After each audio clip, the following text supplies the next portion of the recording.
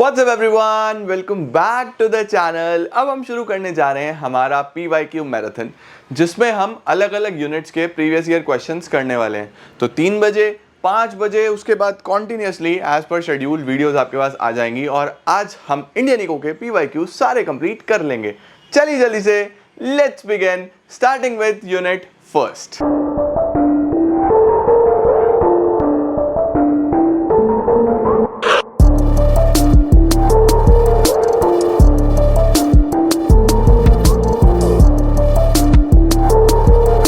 तो यूनिट 1 में chapter number 1 के साथ शुरू करते हैं, जो कि है Indian economy on the eve of independence. तो इसके अंदर सबसे पहले एमसीक्यू देखते हैं। क्या लिखा है?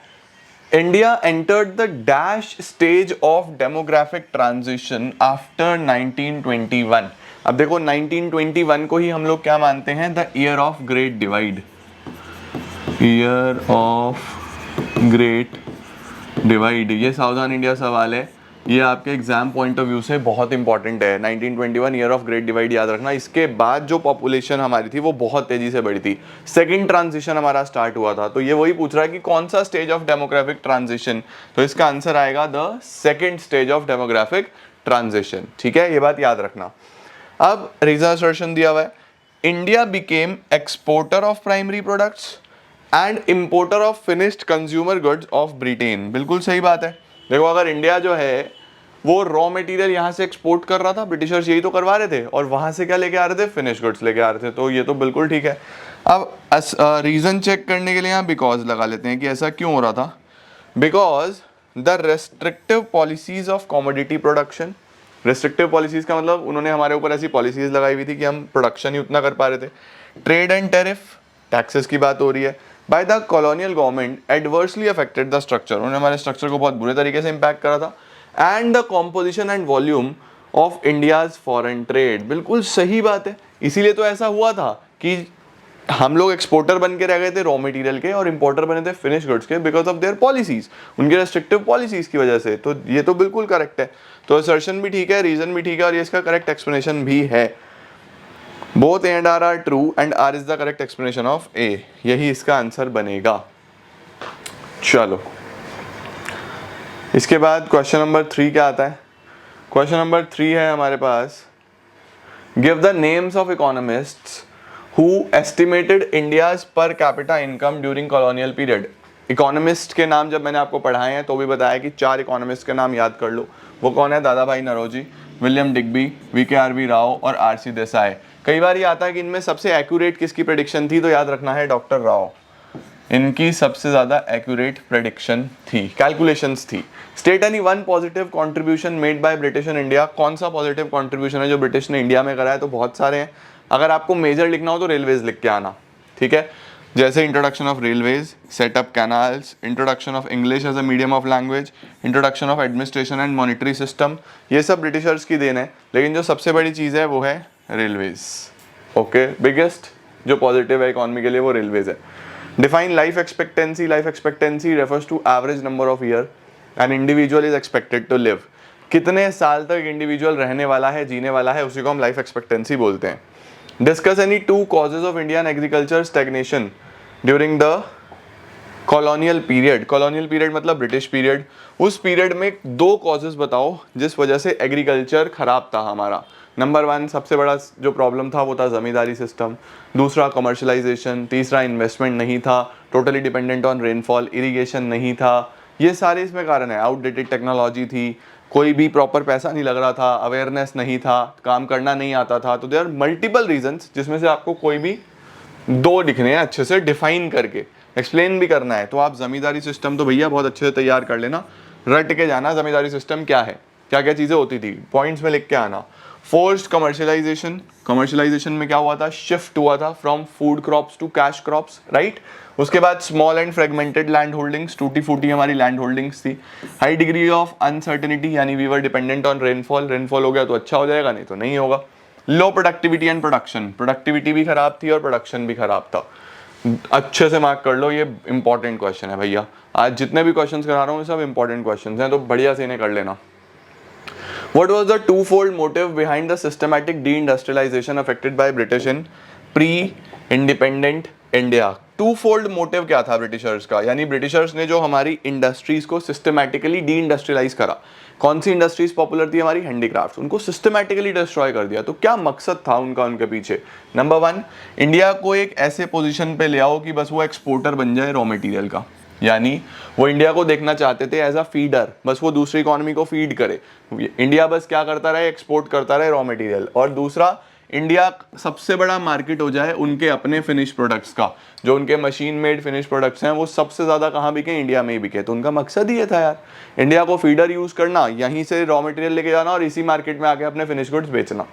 Indicate the volume and direction of foreign trade at the time of independence. Question को समझो, वॉल्यूम का क्या मतलब होता है, वॉल्यूम का मतलब कि कितनी क्वांटिटी में जा रहा है, और डायरेक्शन का मतलब कहाँ जा रहा है। डायरेक्शन तो आप सब जानते होंगे कि मैक्सिमम जो हमारा ट्रेड था वो ब्रिटेन की तरफ डायरेक्टेड था, और जो वॉल्यूम था वो भी काफ़ी हद तक रॉ मटेरियल पे बेस्ड था। हम रॉ मटेरियल लेके जा रहे थे और वहाँ से फिनिश गुड्स लेके आ रहे थे। Volume of trade refers to the value of goods and services that are imported and exported. During the British rule, India was net exporter of primary goods and net importer of finished goods. As a result, India generated huge trade surplus. ये point अच्छा है, India को काफ़ी surplus हुआ था क्योंकि export बहुत हो रहा था यहाँ से। डायरेक्शन की अगर हम बात करते हैं तो direction 70% of India trade was with Britain, सब कुछ ब्रिटेन की तरफ था, ठीक है। इसके बाद आपको बोल रहा है कि comment any two salient features of occupational structure of India on the eve of independence. Occupation की अगर हम बात करें, ऑक्यूपेशन मतलब काम धंधा, काम धंधे की बात करें तो ज़्यादातर पॉपुलेशन हमारी एंगेज थी एग्रीकल्चर में, उसके बाद फिर इंडस्ट्री में। देखो क्या लिखा हुआ है, Agriculture was the principal source of occupation. More than 70% of India's population was engaged in agriculture. Industry was the secondary source of occupation. Secondary में भी handicraft industry mainly. 10 से 12% of India's population was engaged in this sector. This is because of lack of employment opportunities in the secondary sector. उसके बाद India का जो growth था वो काफ़ी अनबैलेंस मॉडल था, जहाँ पे development of all the sector didn't takes place, ठीक है। आंसर लिखने का मकसद यही है कि जब 3 नंबर में आए तो आप इस तरीके से आंसर्स लिख पाओ प्रॉपर, और आपको पता हो कि आंसर लिखने कैसे हैं। इसी में पॉइंट टू पॉइंट लिखने हैं, आपको मार्क्स बहुत अच्छे मिलने वाले हैं, ठीक है। Comment upon two salient features on demographic conditions. अब देखो डेमोग्राफिक प्रोफाइल पे क्वेश्चन पक्का बनता है बेटा, सावधान इंडिया मार्क कर लेना, सावधान इंडिया सवाल डेमोग्राफिक प्रोफाइल पे क्वेश्चन आ रहा होगा, सही है। अब डेमोग्राफिक में क्या लिखना होता है, वही birth rate, death rate, infant mortality rate, life expectancy, maternal mortality rate, illiteracy rate, क्या चीज़ें थी उस टाइम पे वो सब लिखना है हमें, कोई भी 2 लिखने हैं। तो birth rate, death rate high थे, इन्फेंट मोर्टिलिटी रेट भी हाई था। अगर आपको कोई पर्टिकुलर ईयर का डेटा आप याद करके जा रहे हो, मेरा सजेशन है आप इन्फेंट मोर्टिलिटी रेट और ये इनके डेटा ज़रूर याद करके जाओ। जिस भी ईयर का याद करके जा रहे हो वो ईयर मेंशन कर देना कि आप इस साल का डेटा लिख रहे हो। हर किताब में अलग अलग डेटा है, किसी में 15 का है, किसी में 18 का है, किसी में 19 का है, तो सिमिलैरिटी तो नहीं आने वाली। बट अगर आप डेटा लिख के आओगे तो जिस साल का लिख रहे हो वो ईयर मेंशन कर देना, आपको बहुत अच्छे नंबर मिलेंगे और इंप्रेसिव लगेगा आपका question. Comment upon two salient features of India's foreign trade on the eve of independence. आइए जी, फॉरेन ट्रेड की बात करते हैं। जब हम इंडिया के फॉरेन ट्रेड की बात करें तो आप जानते ही हो हम नेट एक्सपोर्टर थे किस चीज़ के, प्राइमरी प्रोडक्ट्स के, और इंपोर्टर थे फिनिश प्रोडक्ट्स के। और सारा का सारा मोनोपोली कंट्रोल ट्रेड पे किसका था, ब्रिटेन का था, ठीक है। नेक्स्ट आता है कुछ ऐसी इंडस्ट्रीज बताओ जो उस टाइम पे ऑपरेशन में थी हमारे देश में इंडिपेंडेंस के टाइम पे। तो 2 ही मेजर इंडस्ट्रीज थी, टाटाज और बिरलास। तो अगर आपको लिखना हो वहाँ पे तो आप लिख देना Tata iron and steel industry, Tata airlines, cotton and textile industries, ठीक है जी। Traditional handicraft industry were ruined under the British rule. Do you agree with this view? Give reasons in support of your answers. इस तरीके का question आएंगे, यानी आपको अपने support में खुद ही लिखना होगा, और एग्री और डिसएग्री, डिफेंड और रिफ्यूट, इस तरीके के क्वेश्चन आ सकते हैं कि बताओ आप इस चीज़ पे एग्री कर रहे हो या नहीं कर रहे हो। क्या इंडिया का हैंडीक्राफ्ट सेक्टर सच में डिस्ट्रॉय करा गया था ब्रिटिशर्स के थ्रू? ऑब्वियसली हमारा सेक्टर खत्म कर दिया गया भाई। The traditional handicraft industries were ruined under the British rule. Do you agree? तो हम बोलेंगे yes, I agree with this view. British government, answer देखो कैसे लिखना है, systematically destroyed। अब कुछ बच्चे लिख के आ जाएंगे British government destroyed, systematically लिखते ही तुम्हारा आंसर impressive बन गया, समझ रहे हो। तो systematically destroyed Indian handicraft industries in order to serve their twofold motive। देखो कितना अच्छा, in order to serve their twofold motives। Stoppers ऐसे लिखते हैं, आंसर कॉपी भी मैं आज रिफ्लेक्ट कर रहा हूं इसके अंदर, तो समझ लो आंसर कैसे लिखने हैं इंडियन इको में। फिर बोलोगे सर इंडियन इको में नंबर कैसे आएंगे, ऐसे आएंगे, शब्द अच्छे लिखने हैं, ठीक है। नंबर 1 टू फोल्ड मोटिव क्या था, to get raw material from India cheap rates पे, और इंडिया को ही क्या बनाना, अपनी एक बड़ी मार्केट बनाना, to sell finish products of British industries in Indian markets at higher price. उसके बाद डिफाइन करो कॉलोनियल गवर्नमेंट कैसे करा उन्होंने, ये मोटिव कैसे पूरा करा। Colonial government enforce discriminatory tariff policy, सबसे पहला पॉइंट, ऐसी टैरिफ पॉलिसी लेके आए जिसके अंदर डिस्क्रिमिनेशन हो रहा था। सर क्या डिस्क्रिमिनेशन हो रहा था, यहां से एक्सपोर्ट्स ड्यूटी फ्री हो रहे हैं, वहां से इंपोर्ट्स हो रहे हैं ड्यूटी फ्री। सर एक्सपोर्ट क्या हो रहा था, रॉ मटेरियल बस, अगर हम अपना हैंडीक्राफ्ट एक्सपोर्ट करना चाहते हैं तो हैवी टैक्सेस, यही तो डिस्क्रिमिनेशन था भाई। ये क्या बात हुई कि एक्सपोर्ट तुम यहाँ से फ्री में लेके जा रहे हो रॉ मटेरियल का, लेकिन अगर मैं अपने गुड्स बेचना चाहता हूँ तो मेरे पे टैक्सेस लगा रहे हो, ये तो धोखा है ना। बट यही धोखा कर रहे थे वो लोग। उसके बाद free export of raw material from India, free import of final good of British industry to India, but heavy duty was imposed on export of Indian handicrafts. As a result, Indian markets were full of finished goods, which led to decline of Indian handicrafts both in domestic as well as the export market. ठीक है? What objective did the British intend to achieve through their policies of infrastructure development in India?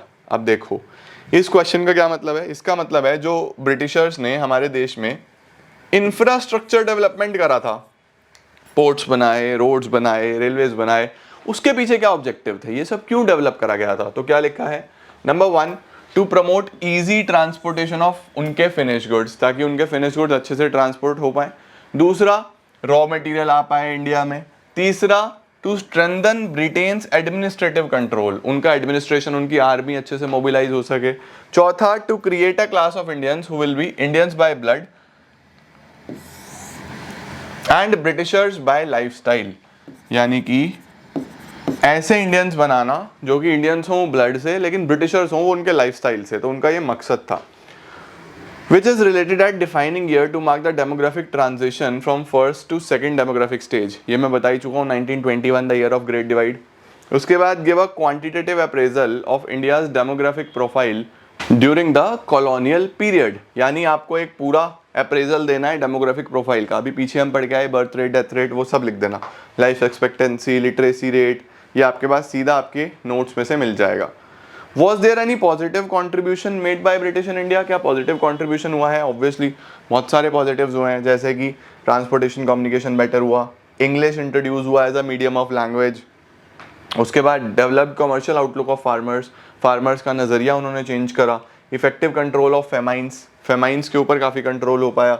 Efficient system of administration, अच्छा administration भी हमारे पास आ पाया। तो guys ये था unit 1 में हमारा चैप्टर नंबर 1 जो हम कंप्लीट कर चुके हैं। अब हम चलते हैं इसी यूनिट के सेकंड चैप्टर पे, that is Indian economy in between 1950 to 1990। उसमें देखते हैं क्या क्या क्वेश्चंस इंपॉर्टेंट हैं और क्या क्या क्वेश्चंस आए हुए हैं। चलिए अब उधर चलते हैं। चलो अब शुरू करते हैं हम सेकंड चैप्टर के साथ, दैट इज इंडियन इकोनॉमी 1950 से 1990। गाइज ये वीडियोस बहुत इंपॉर्टेंट है अभी वाईक्यूज वाली, तो इनमें शेयरिंग में बिल्कुल भी कंजूसी मत करना, सभी के साथ शेयर करना। 2 दिन बाद सभी का एग्जाम है, इनफैक्ट कल का दिन है, तो सबके अच्छे नंबर आ जाएंगे यार, मकसद पूरा हो जाएगा। बहुत मेहनत करके चीज़ें बनती हैं, बच्चों तक पहुँचाने की जिम्मेदारी आपकी है। सब लोग शेयर करना दबा के। देखो, the portion of agriculture produce sold by farmers in the market is called, अब देखो बेटा, हमारा जो एग्रीकल्चर था वो सबसिस्टेंस था, बस अपने लिए बनाते थे।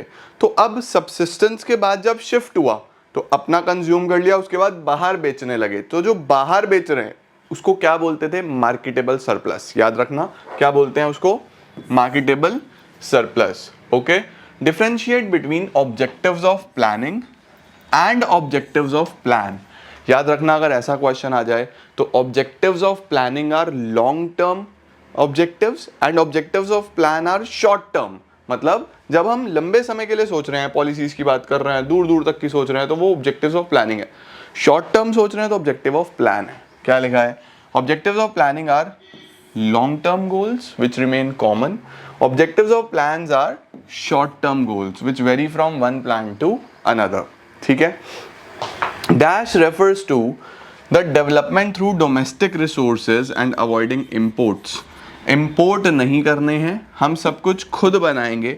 इसको हम क्या बोलते हैं आज का मेक इन इंडिया यही है कि हम इंपोर्ट नहीं करेंगे, हम खुद बनाएंगे, आत्मनिर्भर। मेक इन इंडिया इज आत्मनिर्भर, that is self reliance. Self reliance, हम खुद पे खुद निर्भर हैं, हमें किसी इंपोर्ट की ज़रूरत नहीं है।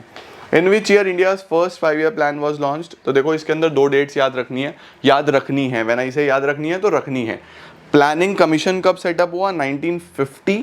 फर्स्ट 5-year प्लान कब आया? 1951। और वो प्लान का ऑब्जेक्टिव क्या था? एग्रीकल्चर। 3 बातें याद रखना। प्लानिंग कमीशन कब आया? 1950।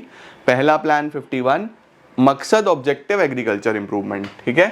First 5-year plan was 1951। Define modernization, बहुत बेसिक सी चीज़ है, अपग्रेडेशन होना टेक्नोलॉजी में, पॉजिटिव चेंज आना आउटलुक और माइंडसेट में, वेरी इंपॉर्टेंट, दोनों बातें लिख के आना। टेक्नोलॉजी अपग्रेड होना चाहिए और दिमाग से भी एक आउटलुक चेंज होना चाहिए लोगों का। India borrowed the concept of 5-year plans from, England से ही लिया है, यूके से लिया है, ठीक है, परफेक्ट है। नीति स्टैंड्स फॉर, देखो जो नीति आयोग है उसमें नीति की क्या फुल फॉर्म है? National institution for transforming India, ये याद रखना है, सावधान इंडिया सवाल, इसीलिए तो PYQs इंपॉर्टेंट होते हैं। NITI stand for national institution for transforming India. Dash is the chairperson of planning commission, किसको चेयरपर्सन बोलते हैं? प्राइम मिनिस्टर को। Prime minister is considered as a chairperson of planning commission. Dash was the reason behind development of large scale industries in India. Large scale industries कैसे develop हो गई? Infrastructure की वजह से। जैसे जैसे इंफ्रास्ट्रक्चर डेवलप हो रहा है वैसे वैसे लार्ज स्केल इंडस्ट्री भी ग्रो करती जा रही है। ओके, प्लानिंग कमीशन वो सेटअप मैं बता चुका हूँ। Dash is known as the architect of India's economic planning, professor Mahalanobis. Professor Mahalanobis को ही इकोनॉमिक प्लानिंग का बेसिक आर्किटेक्ट, मेजर आर्किटेक्ट बोला जाता है। ओके, असर्शन और रीजन आ जाता है। अब सर क्या लिखा है? On the eve of independence यानी 1947 में India's economy was backward, stagnant and under developed. बिल्कुल सही बात है, ये तो ट्रू है, क्योंकि there was a need to introduce economic planning, क्योंकि हमें उस टाइम पे इकोनॉमिक प्लानिंग लाने की ज़रूरत तो थी, लेकिन ये इसके साथ कोई इसका रीज़न नहीं बन रहा, ठीक है। तो हम बोलेंगे दोनों ठीक है, लेकिन ये इसका रीज़न नहीं है। Both A and R are true and R is not the correct expression of A। Done sir, very nice. 13th में क्या लिखा है? The major policy initiatives, that is land reforms and green revolution, helped India to become self-sufficient in food grain production. Exactly.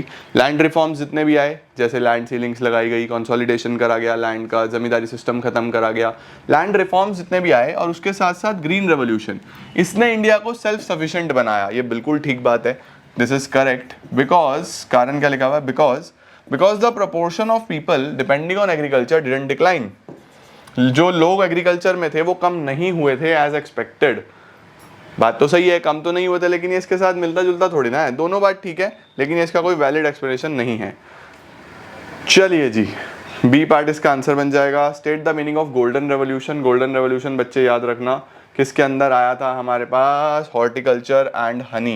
It refers to a period in which there has been an increase in productivity and production of honey and other horticultural crops. It was introduced in the year 1991। अब देखो यहाँ पे एक writing tip है, उसने सिर्फ golden revolution बोला था, आपसे डेट नहीं मांगी थी, बट अगर आपने डेट लिख दी योर आंसर बिकम्स इंप्रेसिव, क्योंकि सब नहीं लिख के आ रहे होंगे। एंड वन मोर टिप, इसको आप इसके साथ ना लिख के ना, यहाँ से इसको बोलना A पॉइंट और यहाँ B पॉइंट बना के लिख देना। It was introduced in the year 1991। और अगर आप एक चीज और लिख दो इसके अंदर कि जो मेजर फेस थे गोल्डन रेवोल्यूशन के वो कौन थे? निरपक्ष टू तेज, ये याद रखना। जो मेजर फेस कंसिडर करे जाते हैं गोल्डन रेवोल्यूशन के वो निरपक्ष टू तेज हैं। अच्छा हाँ, एक पॉइंट और छोटा सा, जब मैंने आपको पीपीटी में दिखाया था तो वहाँ बाय मिस्टेक 2012 लिख दिया था, दैट वाज एन एरर। मैंने कमेंट सेक्शन में भी एक्नॉलेज किया था, बट याद रखना गोल्डन रेवोल्यूशन 1991 से 2003, this is the exact time period for golden revolution, ठीक है। और ये वाला तो प्रो पॉइंट है, ये कोई नहीं बताएगा आपको, लेकिन आप जरूर लिख के आना एग्जाम में, मजा आ जाएगा, ठीक है। व्हाट इज, स्क्रीनशॉट ले लो, what is minimum support price? Minimum support price आप सब जानते हो कि गवर्नमेंट बोलता है कि हम कम से कम इतना पैसा आपका दे देंगे, तो चिंता मत करो, आपको अपने प्रोड्यूस को अननेसेसरी सस्ते रेट पे बेचने की जरूरत नहीं है। इसको हम प्राइस फ्लोर भी बोलते हैं। आओ सर, मैच द फॉलोइंग। बेटा कभी भी मैच द फॉलोइंग आए, इसको करने की क्या टेक्निक है, इसको मत पढ़ो, सीधा एक्सप्लेनेशंस को पढ़ो और अपना दिमाग लगाओ। Increase in production of food grains using HYV किस में आए थे? ऑब्वियसली ग्रीन रेवोल्यूशन में आए थे। तो अब ढूंढो इधर क्या ग्रीन रेवोल्यूशन है, ये रहा सर, परफेक्ट हो गया, ये आ गया आपके पास ग्रीन रेवोल्यूशन। ओके, अच्छा सर, इसके बाद क्या है? Portion of agricultural produce sold in the market, जो मार्केट में बेचा जाता है, मैंने आपको बता ही दिया, उसको हम क्या बोलते हैं? Marketable surplus. Fixing the maximum limit on the land holdings, इसको हम क्या बोलते हैं? Land ceiling. बस खत्म। अब ये जो आएगा ये लैंड रिफॉर्म से आएगा। Okay, state whether the following statement is true और फॉल्स। ट्रू और false. Land ceiling means fixing the minimum limit of land. गलत बात है बेटा जी, मिनिमम नहीं मैक्सिमम। सीलिंग में क्या आता है? मैक्सिमम, तो this is false. Fixing of maximum land holdings for an individual is known as, क्या बोलते हैं इसको? लैंड सीलिंग बोलते हैं। What are subsidies? सब्सिडीज होती हैं जो गवर्नमेंट बेनिफिट ऑफर करती है किसी भी चीज को प्रमोट करने के लिए। Discuss briefly how institutional reforms have played a significant role in transforming Indian agriculture. बेटा इंस्टीट्यूशनल रिफॉर्म्स अगर आ जाए तो याद रखना, इंस्टीट्यूशनल रिफॉर्म्स किसका नाम है? लैंड रिफॉर्म्स का। इंस्टीट्यूशनल रिफॉर्म्स में आपको लैंड रिफॉर्म्स ही एक्सप्लेन करके आने हैं। क्या क्या आया था पूरा लिख देना, लेकिन आंसर राइटिंग टिप देखो। क्या है आंसर राइटिंग टिप? सीधा शुरू मत हो जाना रिफॉर्म्स में, ये सब लिख के आएंगे। ये देखो, one of the main reasons for backwardness of agriculture was economic divide, जो अलग अलग जमीनें थी, and the poor relationship between zamindars and the tillers. Reason लिखा पहले कि प्रॉब्लम ये थी, फिर प्रॉब्लम का सॉल्यूशन लिखा। To overcome the same land reforms were introduced. The land reforms aimed, फिर लैंड रिफॉर्म्स का एम लिखा, aim to improve the land relation by defining the new policies in this area। अब क्या क्या थे? Abolition of zamindari system, उसको define कर देना। Ceiling on land holdings, maximum ceiling लगा देना। कंसोलिडेशन ऑफ लैंड होल्डिंग्स, इकट्ठी कर देना। रेगुलेशन ऑफ रेंट, जो 1/3 करा गया था of the value of crop. Cooperative farming, यानी एक साथ मिलकर फार्मिंग करना ताकि बार्गेनिंग पावर बेटर हो पाए। This is the right way to write answers, and इस पे आपको पूरे नंबर मिलते हैं। आई होप ये PYQs आपकी बहुत मदद कर रहे होंगे। नेक्स्ट क्या है?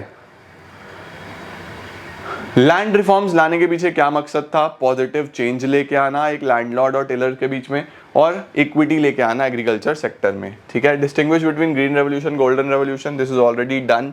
ग्रीन रेवोल्यूशन हमारे पास क्रॉप्स में आया था, गोल्डन रेवोल्यूशन हॉर्टिकल्चर हनी में आया था। ठीक है, और टाइम पीरियड लिख देना। Next is critically apprise the new agricultural strategy. जो न्यू एग्रीकल्चरल स्ट्रैटेजी है उसको डिफाइन करो। तो देखो क्या क्या रिफॉर्म्स आए थे हमारे पास। नंबर 1 ग्रीन रेवोल्यूशन, तो क्या लिखेंगे इसके अंदर? क्रॉप प्रोडक्शन बढ़ा, प्रोडक्टिविटी बढ़ा, उसके बाद लॉन्ग पीरियड स्टेग्नेशन इसने ब्रेक कर दिया। जो हमारा ग्रोथ नहीं दिख रहा था ना एग्रीकल्चर, उस स्टेग्नेशन को दूर करा इस पॉलिसी ने। Rise in area under cultivation, जो एरिया अंडर कल्टीवेशन है वो काफ़ी इंप्रूव हुआ। Shift from conventional farming to commercial farming, एक शिफ्ट देखने को मिला। चेंज इन फार्मर्स आउटलुक, जो सबसिस्टेंस फार्मर का आउटलुक था वो थोड़ा सा अब सरप्लस की तरफ चल पड़ा, बिजनेस की तरफ चल पड़ा। ये आप इसमें लिख सकते हो। सेल्फ सफिशिएंसी आ गई, हमारे पास बफर स्टॉक्स हो गए बहुत अच्छे। कुछ फेलियर्स भी लिख देंगे हम। क्या क्या फेलियर्स से? ग्रीन रेवोल्यूशन अनइवन था, सब जगह नहीं पहुंचा, सिर्फ कुछ एरियाज में पहुंचा, जैसे पंजाब, हरियाणा, कुछ रीजन्स ऑफ यूपी में, बाकी कहीं नहीं पहुंचा। लिमिटेड फार्मिंग पॉपुलेशन बहुत सीमित थी। इकोनॉमिक डिवाइड जनरेट हो गया एक पुअर और रिच फार्मर्स में, क्योंकि HYV सीड्स एक्सपेंसिव थे, तो रिच फार्मर्स तो खरीद पाए, पुअर फार्मर्स बेचारे अफोर्ड ही नहीं कर पाए इसको।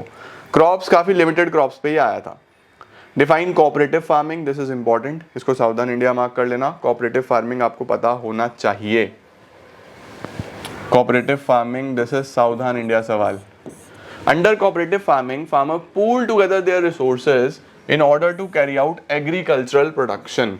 ठीक है, डिफाइन अ प्लान। प्लान हम किसको बोलते हैं? जो भी हमारी शॉर्ट टर्म स्कीम होती है किसी भी लॉन्ग टर्म ऑब्जेक्टिव को अचीव करने के लिए, उसको हम प्लान बोलते हैं। Why did India opt for planning? India planning के लिए क्यों गया? क्योंकि हमारी इकोनॉमी में इतने सारे ड्रॉबैक्स, लिमिटेशंस थे, तो हमें प्लानिंग के अलावा हमारे पास कोई ऑप्शन नहीं था भाई। After gaining independence the next important step for Indian government was to revive the poor, backward and stagnant economy. ये लाइन लिख के आना। Purpose was to revive the economy, revive the poor, backward and stagnant economy. So for systematic and overall development, India opted for planning. What is green revolution? ये हम पढ़ चुके हैं already. Green revolution आ गया है, इसके बेनिफिट्स आ गए हैं। What is sectoral composition of the economy? Southern India mark करो, और हम भूल जाते हैं इस क्वेश्चन को करना। सेक्टोरल कॉम्पोजिशन का क्या मतलब होता है कि कौन से सेक्टर में कितने लोग हैं, प्राइमरी में कितने, सेकेंडरी में कितने, टर्शरी में कितने, इसको हम सेक्टरल कॉम्पोजिशन बोलते हैं। Sectoral composition refers to contribution made by agriculture, industry and service sector in the GDP of the country. ठीक है, उसके बाद बोल रहा है is it necessary that service sector should contribute maximum. क्या नेसेसरी है? बट ऐसा नेसेसरी नहीं है, बट हमारे देश में ऐसा हो रहा था। No, it is not necessary that service sector contributes maximum to GDP. However, by 1990 the share of service sector was the maximum. This phenomena of growing share of service sector marked the beginning of globalization. Define mixed economy. ये आप जानते हो कि mixed economy क्या है। जिस economy में private और पब्लिक सेक्टर मिलकर काम करते हैं उसको mixed economy बोलते हैं। Since independence के बाद the benefit of increase in economic growth, जो इकोनॉमिक ग्रो हो रहा है उसका जो बेनिफिट है, have trickled down to the people at the bottom of population pyramid। ये बोल रहा है कि जो population pyramid है, सर population pyramid क्या होता है? ये बेसिकली हमारी जनसंख्या को डिवाइड करता है on the basis of gender, on the basis of sex, और ये दिखाता है कि किस तरीके से हमारी पॉपुलेशन का डिवीजन है। ठीक है, अब ये बोल रहा है कि जो इकोनॉमिक ग्रोथ का बेनिफिट है, क्या वो पूरे पॉपुलेशन पायरामिड बॉटम तक गया है, लास्ट तक सबको बेनिफिट हुआ है? तो हम क्या लिखेंगे? False. Since independence the benefit of increase in economic growth has not be properly trickle down to the bottom. बिल्कुल बॉटम तक नहीं गया, सभी तक नहीं गया इसका फायदा। There has been skewed distribution of income. ये लाइन देखो क्या जबरदस्त है। डिस्ट्रीब्यूशन ऑफ इनकम हमारे देश में कैसा था, ये शब्द लिख के आना बेटा याद से। सावधान इंडिया सवाल, दिस इज वेरी इंपॉर्टेंट। हमारे यहाँ डिस्ट्रीब्यूशन इनकम स्क्यूड था। स्क्यूड का मतलब बहुत ही बिखरा हुआ, टूटा फूटा था। Where rich have become richer and poor have become poor. Inequality हमेशा से रही है हमारे देश में। क्या रीजन था behind choosing self reliance as a planning objective? Objectives के ऊपर बेटा जरूर क्वेश्चन आ सकता है। प्लानिंग ऑब्जेक्टिव हमारे लिए GEMS, जेम्स याद कराया हमने। Growth, equity, modernisation, self reliance. Growth, equity, modernisation, self reliance, इसको याद रखना। तो यहाँ पे आपको सेल्फ रिलायंस को पूरा डिफाइन कर देना है, आप डायरेक्टली नोट्स में से इसको लिख दोगे। दूसरा, what was the rationale behind choosing modernisation? दूसरा वाला पॉइंट आ गया यहाँ पे। Discuss briefly the rationale behind equity. Equity आ गया यहाँ पे। अब इक्विटी में मैं आपको एक चीज जरूर दिखाना चाहता हूं, देखो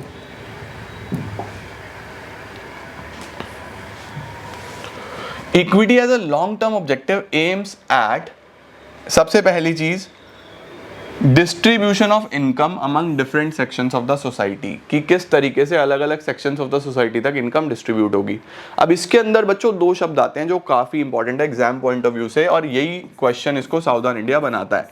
क्या चीज है? एक तो है इक्विटी, ठीक है, और एक है इक्विटेबल डिस्ट्रीब्यूशन। एक है इक्वल डिस्ट्रीब्यूशन और एक है इक्विटेबल डिस्ट्रीब्यूशन। तो दोनों शब्दों में फर्क है। इक्वल डिस्ट्रीब्यूशन का मतलब है कि हर सेक्टर में इक्वल इनकम डिस्ट्रीब्यूट होनी चाहिए, और इक्विटेबल है फिर उस सेक्टर के अंदर जो जितनी स्किल रखता है उस हिसाब से डिस्ट्रीब्यूशन होना चाहिए, राइट। अब जैसे हमने बोला कि फॉर एग्जांपल तीन शॉप्स हैं या तीन सेक्टर हैं, जैसे फुटवेयर ले लो, गारमेंट्स ले लो, हेल्थ ले लो, एजुकेशन ले लो। सपोज अब हमने बोला कि भैया 1 करोड़ का बजट है, तो सब में 25-25 लाख बांट दो, 25 लाख 25 लाख 25 लाख 25 लाख, तो ये तो हो गया इक्वल। इक्विटेबल क्या है? अब फुटवेयर के अंदर जो ज्यादा डिजर्व करता है उसे ज्यादा, जो कम डिजर्व करता है उसे कम, ये फर्क है। Equal distribution involves distributing income equally irrespective of skills and qualification, whereas equitable distribution involves distribution of income as per the skills and qualifications of an individual।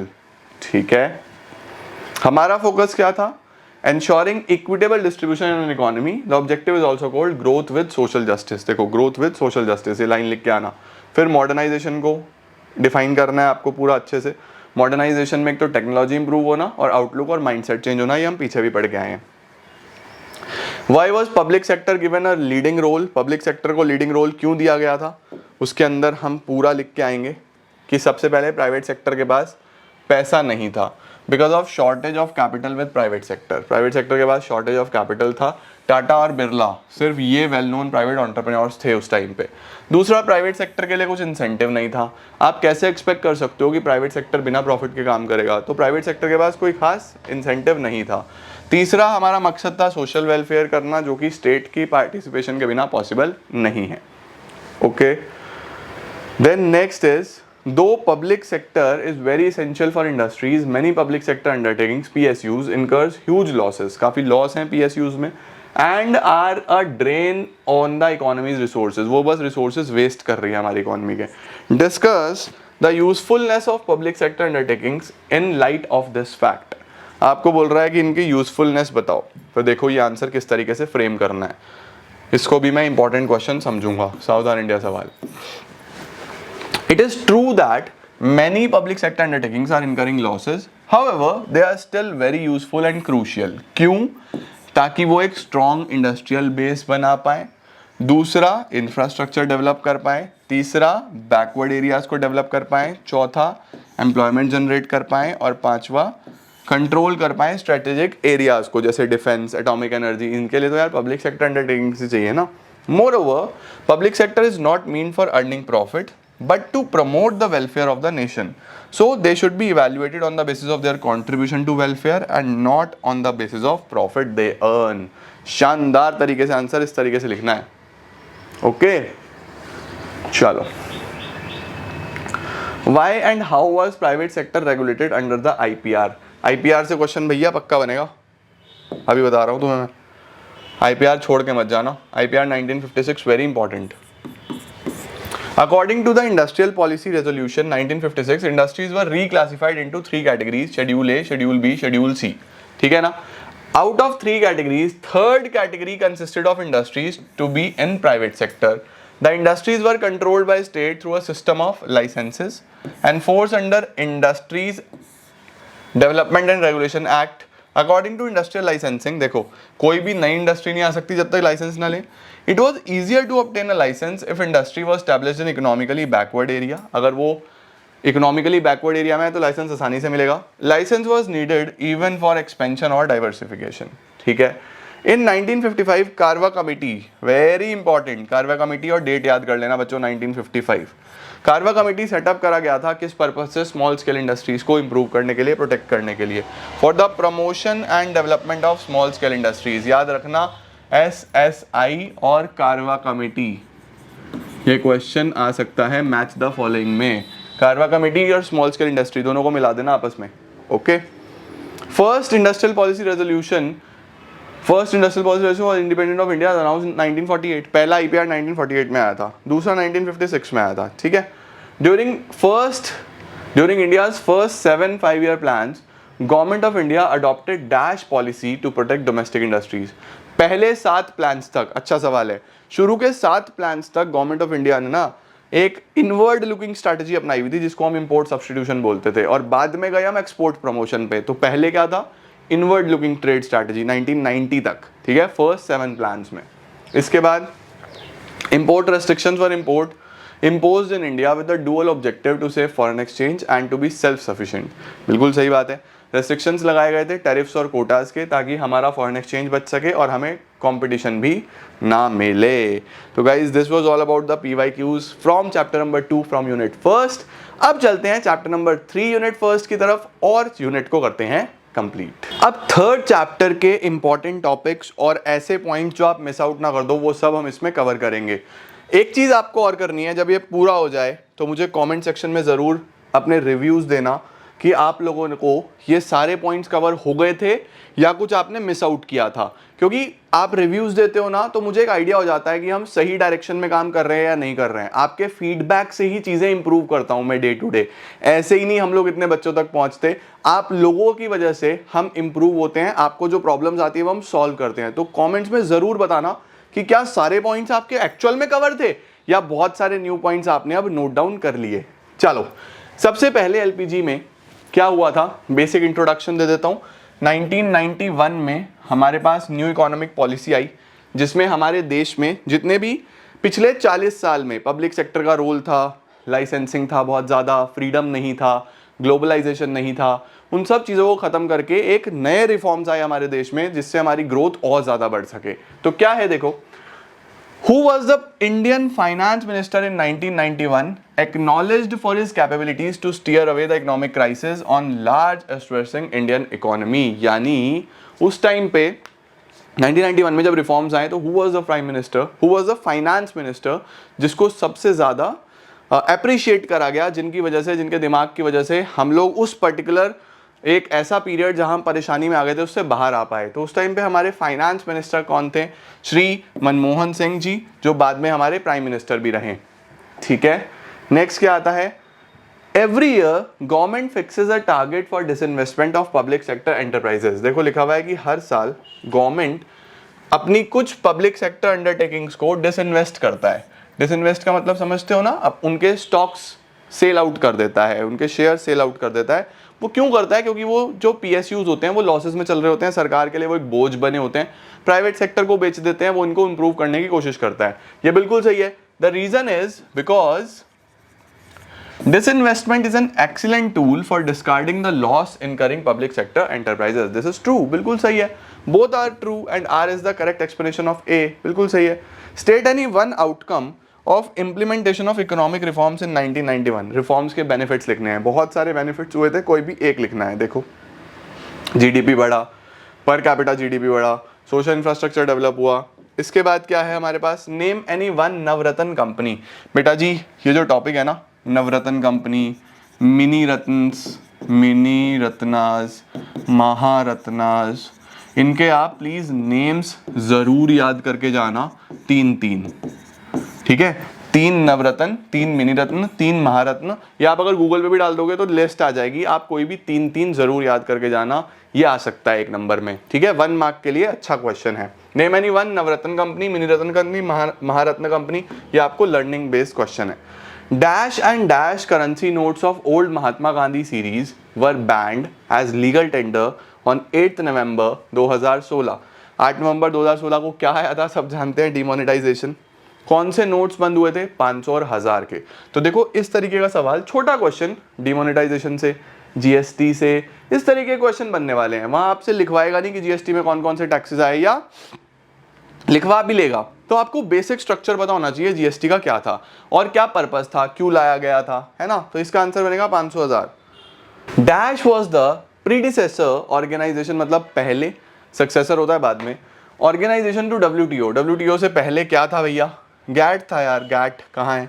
International bank, IBRD नहीं, IMF नहीं, RBI नहीं, ये रहा GATT, general agreement on tariff and trade. और इसका successor कौन है? WTO। किसी भी तरीके से पूछ सकता है। Name any one Maharatna company, मैंने आपको बताया, इन्हें लर्न कर लेना। India is not a member of which of the following regional global grouping. India किसका मेंबर नहीं है? ब्रिक्स का मेंबर है, G20 तो बहुत पॉपुलर हुआ है अभी, SAARC भी बहुत पॉपुलर है, यूरोपियन यूनियन का मेंबर नहीं है। इसका आंसर बनेगा A, 8th का A। WTO was established in 1995। Year रटो भाई, WTO 1995 एज अ सक्सेसर, किसका सक्सेसर? गैट का।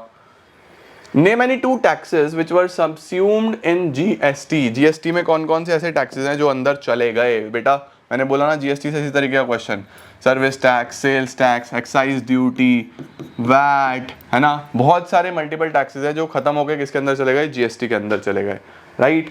State whether the following statement is true और फॉल्स। गैट स्टैब्लिश हुआ था 1923 में 48 मेंबर्स के साथ। गलत, ये 2 चीजें घुमाई हैं। एक्चुअल में कब हुआ था? 1948 में 23 कंट्रीज के साथ। देखो देख के ऐसा लगता है बिल्कुल ठीक है, लेकिन गड़बड़ हो जाती है। ये डेट याद करनी है, WTO की, गैट की, GST की, डिमोनेटाइजेशन की, ये डेट्स रटनी है। ओके, ये इंपॉर्टेंट है इसलिए मैंने कवर करी।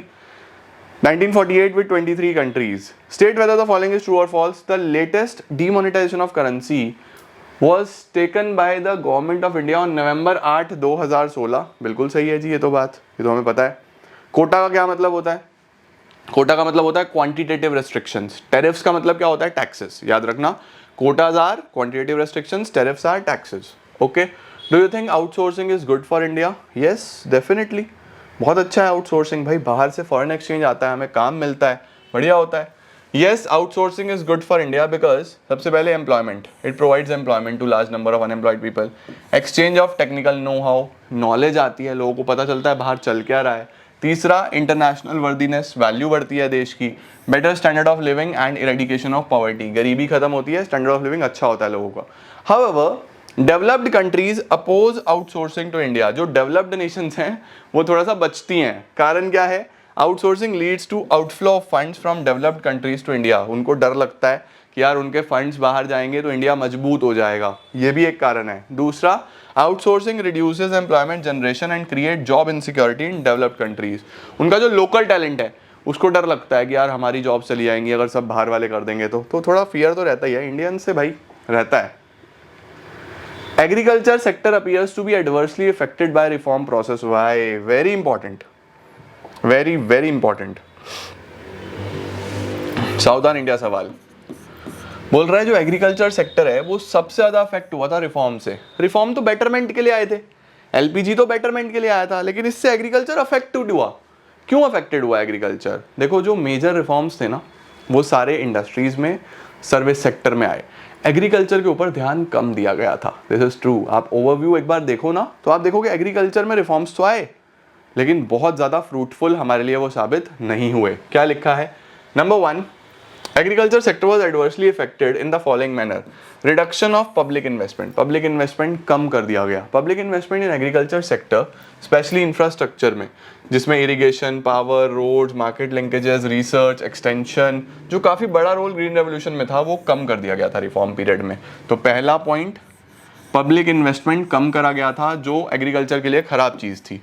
सब्सिडीज रिमूव कर दी गई थी, जो सब्सिडी मिलती थी फार्मर्स को वो रिमूव कर दी गई थी। रिमूवल ऑफ फर्टिलाइजर सब्सिडी, ये लिख के आना पॉइंट, फर्टिलाइजर सब्सिडी रिमूव करी गई थी। Number 3, liberalisation and reduction in import duties. Import duty में रिस्ट्रिक्शन हो गया तो बाहर से लोग इंपोर्ट करने लगे बहुत सारी चीज़ें। After the commencement of WTO a number of policy changes were made, जिसमें रिडक्शन आया इंपोर्ट ड्यूटीज में, एग्रीकल्चर प्रोडक्ट्स में, रिमूवल हुआ मिनिमम सपोर्ट प्राइस में, MSP कम हुआ, क्वांटिटेटिव रेस्ट्रिक्शंस भी हटाए गए, जिससे एग्रीकल्चरल प्रोडक्ट्स भी इंडिया बहुत इंपोर्ट करने लगा और डोमेस्टिक एग्रीकल्चर पे इसका पुअर इम्पैक्ट आया। All these policies adversely affect the Indian farmers. Number 4, shift towards cash crops. जो फार्मिंग है वो किधर चला गया? कैश क्रॉप्स की तरफ चला गया, जिसमें फूड ग्रेन्स थोड़े कम हुए और वो महंगे हुए। फिर देखो सप्लाई कम होगी तो फूड ग्रेन्स में महंगाई तो होगी ना, इन्फ्लेशन देखने को मिला, तो इसका स्क्रीनशॉट लो, इंपॉर्टेंट क्वेश्चन है ये। एग्रीकल्चर 1991 के बाद और हार्म हुआ है, रीजंस ये लिखे हैं। आत्मनिर्भर Bharat had been at the roots of Indian planning process in the form of self reliance। बिल्कुल, सेल्फ रिलायंस हमारा शुरू से ही मोटिव था जेम्स में, growth, equity, modernisation, self reliance. अब सेल्फ रिलायंस को ही आत्मनिर्भर भारत का फॉर्म दे दिया गया है, तो शुरू से था। Do you agree with the statement? तो हम बोलेंगे यस। कैसे? क्योंकि इसमें सब कुछ आता है, वही फॉरेन इन्वेस्टमेंट इनफ्लो हो, बाहर से आए हमारे पास इन्वेस्टमेंट, टेक्नोलॉजी आए हमारे पास बढ़िया। उसके बाद क्या लिखा हुआ है? Changing the definition of MSMEs। MSME में काफ़ी चेंजेस करेगा सर। MSME क्या होता है? Micro, small and medium enterprises, ठीक है। Boost to private sector participation, private sector अच्छे से करे, and increased FDI in defence sector. Defence sector में भी अच्छे तरीके से इन्वेस्टमेंट हो सो दैट वो भी ग्रो कर पाए।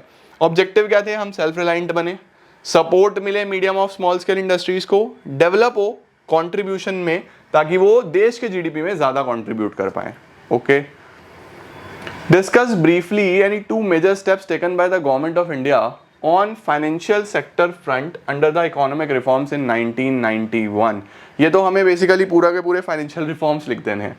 लिबरलाइजेशन में जो फाइनेंशियल रिफॉर्म्स थे ना, एज इट इज पूरे के पूरे लिख देना। देखो कितने सारे पॉइंट्स थे। रोल ऑफ RBI चेंज किया था, प्राइवेट सेक्टर बैंक्स बहुत सारे आए थे, फॉरेन इन्वेस्टमेंट लिमिट बढ़ गई थी, बैंक ऑफ इंडिया की कंडीशंस जो थी वो नए ब्रांचेस खोल सकता था, बैंक्स को परमिशन दी गई थी रिसोर्सेज वगैरह जनरेट करने की, तो बहुत कुछ था। Okay, the opening up of Indian economy has led to rapid increase in FDI and foreign exchange reserves of the country. Defend और रिफ्यूट बोल रहा है, जब इकोनॉमी ओपन हुई तो बाहर से बहुत इन्वेस्टमेंट आया। क्या ये बात सही है? तो डिफेंड करो, गलत है तो रिफ्यूट करो। तो हम डिफेंड करेंगे यार, बिल्कुल सही है। क्या लिखा हुआ है? I defend the statement, opening up of Indian economy under globalization has led to rapid inflow of FDI। बाहर से बहुत इन्वेस्टमेंट आया और फॉरेन एक्सचेंज रिजर्व्स भी आए। ये क्यों आया है? देखो, सबसे पहले हमारे पास हमारे जो रेस्ट्रिक्शंस थे वो सब हटा दिए गए थे। कोटा रेस्ट्रिक्शन हटा दिए, टैक्सेस हटा दिए, इक्विटी लिमिट जो FDI की लिमिट थी वो बढ़ाई गई थी, 50-51% तक कर गई थी, और long term trade policy better करी, और सबसे इंपॉर्टेंट पार्शियल कन्वर्टेबिलिटी ऑफ रूपी। अब ये कन्वर्टेबिलिटी क्या होता है, जिसमें आपको राइट मिलता है कि हम, जैसे हम इंडियंस हैं तो हम अपनी डोमेस्टिक करेंसी को कन्वर्ट कर सकते हैं किसी दूसरी करेंसी में, किसी भी इंटरनेशनल करेंसी में। हमारे देश में ये फुल्ली अलाउड नहीं है, पार्शियल अलाउड है। इसका मतलब सर, पार्शियल का मतलब कि करंट अकाउंट ट्रांजेक्शंस हैं, जैसे आप BOP पढ़ते हो ना, तो करंट अकाउंट ट्रांजेक्शंस में तो ये अलाउड है, ये MCQ में भी आ सकता है, और कैपिटल अकाउंट ट्रांजैक्शंस में अलाउड नहीं है। मतलब कि पार्शियल कन्वर्टेबिलिटी इसलिए है क्योंकि हम अपने रुपए को सब जगह अलाउ नहीं करते, रेस्ट्रिक्शंस हमने लगाए हुए हैं। करंट अकाउंट ट्रांजैक्शंस में कन्वर्ट हो सकता है, बाकी ट्रांजैक्शंस में कन्वर्ट नहीं हो सकता, इसीलिए इसको हम पार्शियल कन्वर्टेबिलिटी भी बोलते हैं। अब कुछ टर्म्स आ रही हैं जो आपके एग्जाम के लिए इंपॉर्टेंट है, जैसे डिसइन्वेस्टमेंट, इंपोर्ट सब्स्टिट्यूशंस, कोटाज और आउटसोर्सिंग। ये आपको पता है, सारी आपने पढ़ी हुई हैं, इसको आप ध्यान से देख सकते हो और लिख सकते हो, ठीक है। इसके बाद आ रहा है India is often called as outsourcing destination of the world. India को हम outsourcing destination of the world बोलते हैं, यानी पूरे वर्ल्ड से इंडिया के पास आउटसोर्सिंग होती है। क्या कारण है? चीप लेबर मिलता है, लो वेज रेट है, स्किल्स एक्सपर्टीज काफ़ी अच्छी है, और IT इंडस्ट्री बहुत डेवलप्ड है। 21st क्या है? Recently the government of India has decided to merge MTNL and BSNL on account of rising losses. Justify the steps taken by government of India. देखो क्या बोल रहा है, MTNL और BSNL को मिला दिया तो गवर्नमेंट क्या कर रहा है, क्या लिखा हुआ है? देखो बेसिक क्वेश्चन है, आप खुद लिख सकते हो। नंबर 1, एक तो बेनिफिट मिलेंगे इकोनॉमीज ऑफ स्केल के, दोनों मिलके लार्ज स्केल प्रोडक्शन करेंगे, चीज़ें सस्ती पड़ेंगी। It increases the efficiency of resources better होंगे, रिसर्च और डेवलपमेंट इनोवेशन हो पाएगा, दोनों मिलकर कर पाएंगे, डाइवर्सिफिकेशन होगा और एक्सपेंशन होगा कस्टमर बेस में। काफ़ी कुछ है, 3-4 पॉइंट्स लिख सकते हो। Next, discuss economic reforms in India in the light of social justice and welfare. ये मैंने अभी पीछे भी आपको दिखाया था, सोशल जस्टिस और welfare, equity and equitable distribution, ठीक है। क्या है इसके अंदर? आपको बोल रहा है, क्या लिखा है? The economic reforms have been criticised in the light of social justice and welfare due to the following reasons. Economic reforms को क्रिटिसाइज करा जाता है कि रिफॉर्म्स के बाद भी बहुत सारी चीज़ें सोशल जस्टिस पे ध्यान नहीं दिया गया। क्या क्या कारण है? बेरोजगारी अभी भी बढ़ रही है, सब्सिडीज हटा दी गई थी, फूड ग्रेन्स महंगी हो रही हैं। कारण पता है, फूड ग्रेन्स में भी मैंने आपको पीछे बताया कि हमारा जो एग्रीकल्चर था वो कैश क्रॉप्स की तरफ चला गया, तो इसकी तरफ से ध्यान हटा, ये महंगे हो गए। इंपोर्टेड गुड्स काफ़ी चीप है, ठीक है। कंज्यूमरिज्म काफ़ी ज़्यादा बढ़ गया है, कस्टमर काफ़ी ज़्यादा डिमांड ओरिएंटेड हो गया है, काफ़ी सारा वैरायटी ओरिएंटेड हो गया है, जिससे काफ़ी कंपटीशन देखने को मिल रहा है, और अनबैलेंस ग्रोथ हमें हमारे देश में देखने को मिलती है। तो guys, this was all about unit first. हमने तीनों ही चैप्टर कवर करे। आई रियली होप आपको अच्छे से समझ आ गए होंगे तीनों चैप्टर, और बहुत सारे पॉइंटर्स इसमें से निकल के आए होंगे जो आपने शायद मिस आउट करे हों, और कर लिए होंगे तो बहुत ही शानदार पढ़ रहे हो। थोड़ी देर में मिल रहे हैं अगले 2 चैप्टर्स के साथ। मैंने पूरा शेड्यूल अपनी स्ट्रैटेजी में बताया था, अगर आपने नहीं देखा तो यार क्या कर रहे हो, अभी तक तो सब हो जाना चाहिए था। तो चलो, मिलता हूं मैं आपको 5 बजे नेक्स्ट यूनिट के साथ। तब तक ऑल द वेरी बेस्ट, खूब मेहनत करो, खूब पढ़ाई करो, परसों हमें फोड़ के आना है।